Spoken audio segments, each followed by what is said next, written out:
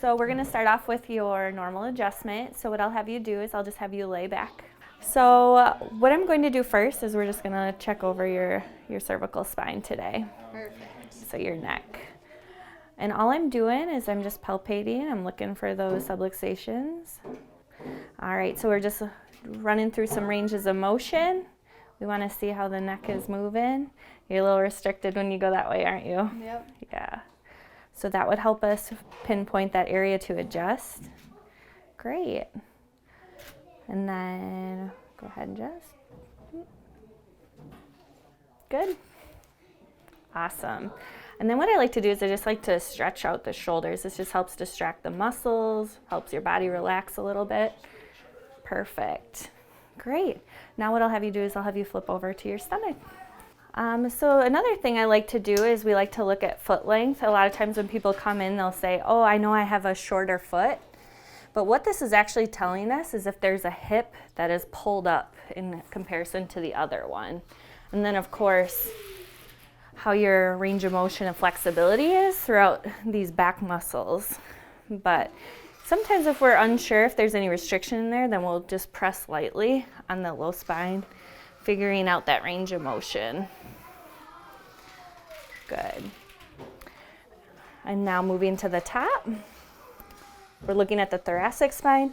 A lot of times people get a lot of restriction in here, and like you have a repetitive stress job where you're bent over often, so you can find some restrictive motion in here, which can inhibit breathing, cause soreness, even can cause some digestive stuff. So we're gonna make sure to take care of that. So what I'm gonna have you do is just take a deep breath in for me, let it all the way out. Good. Awesome. And then going down to that TL junction 2. Good. All right, girlfriend. What I'll have you do is I'll have you face me on your side. Good. Already knows what to do. Perfect.